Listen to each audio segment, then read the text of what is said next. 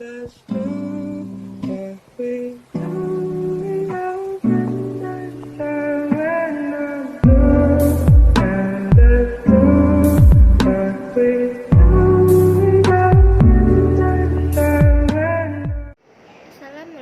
warahmatullahi wabarakatuh. Perkenalkan, nama saya Syahdaranti Saputri. Saya dari Prodi D3 Keperawatan Belitung. Di sini saya akan menjelaskan sistem urinaria.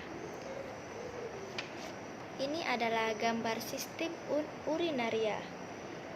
Yang berwarna biru ini dinamakan vena renalis, yang berfungsi sebagai pembuluh darah yang berjalan keluar dari ginjal.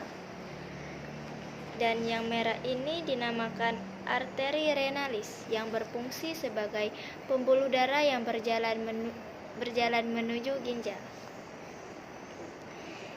Yang biru ini, yang panjang ini dinamakan inferior vena cava, yang berfungsi sebagai saluran untuk membawa darah keluar dari ginjal dan kembali ke jantung. Sedangkan yang merah ini dinamakan aorta abdominal. Yang merah ini dinamakan aorta abdominal, yang berfungsi sebagai saluran untuk membawa darah disaring menuju ginjal. Dan yang ini, yang panjang ini dinamakan ureter. Ureter berfungsi untuk mengangkut urin menuju kandung kemih. Dan yang ini dinamakan kandung kemih. Kandung kemih berfungsi untuk menyimpan urin sementara. Ini yang ujung ini dinamakan uretra. Uretra berfungsi untuk mengangkut urin keluar dari tubuh. Ini dinamakan ginjal. Ginjal ini berfungsi sebagai tempat penyaring darah dan membentuk urin. Secara umum, ginjal manusia dibagi menjadi 3 bagian, yaitu 1. Korteks ginjal atau bagian luar, 2. Medula ginjal atau bagian tengah, dan 3. Pelvis ginjal atau bagian dalam. Proses pembentukan urin pada manusia melalui 3 proses, yaitu: pertama, proses filtrasi atau penyaringan; kedua, proses reabsorpsi atau penyerapan kembali; ketiga, proses augmentasi atau pengeluaran zat. Proses filtrasi adalah tahap pertama dalam pembentukan urin. Proses filtrasi ini berfungsi untuk menyaring darah dari zat-zat metabolisme dalam tubuh. Zat-zat itu berupa urea, air, dan klorin yang dapat bersifat racun, sehingga perlu untuk dikeluarkan. Proses filtrasi terjadi di badan Malpighi yang terdiri atas glomerulus dan kapsula Bowman.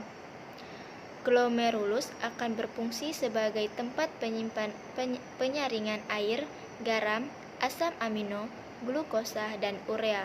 Kemudian hasil dari penyaringan tersebut akan dialirkan kepada kapsula Bowman. Proses reabsorpsi atau penyerapan kembali. Proses ini adalah tahap kedua dalam pembentukan urin. Urin primer dari hasil filtrasi tidak sepenuhnya akan dibuang, namun akan diserap kembali zat-zat yang masih berguna bagi tubuh. Penyerapan dilakukan pada bagian tubulus contortus proximal. Hasil dari proses ini berupa urin sekunder yang mengandung sisa limbah nitrogen, urea, dan air. Urin sekunder akan masuk ke lengkung Henle. Di dalam lengkung tersebut, urin sekunder akan mengalami osmosis air sehingga kadar air berkurang dan urin menjadi lebih pekat. Proses augmentasi atau pengendapan. Proses ini adalah tahap ketiga proses pembentukan urin. Urin sekunder akan masuk ke tubulus contortus distal. Pada proses ini terjadi terjadi pengendapan zat-zat yang sudah tidak diperlukan oleh tubuh. Selama proses ini, urin akan menjadi lebih pekat dan seterusnya dialirkan melalui pelvis renalis, ureter, dan berakhir di vesika urinaria untuk ditampung sementara. Hasil akhir dari proses augmentasi adalah urin sesungguhnya yang mengandung urea, asam, urin, amonia, sisa-sisa pembongkaran protein, dan zat-zat yang berlebihan dalam darah seperti vitamin, obat-obatan, hormon, serta garam mineral. Itu saja yang bisa saya sampaikan dalam sistem urinaria. Apabila ada kata atau kesalahan, saya minta maaf, kepada Allah saya mohon ampun. Saya akhiri, wabillahi taufiq wal hidayah. Wassalamualaikum warahmatullahi wabarakatuh.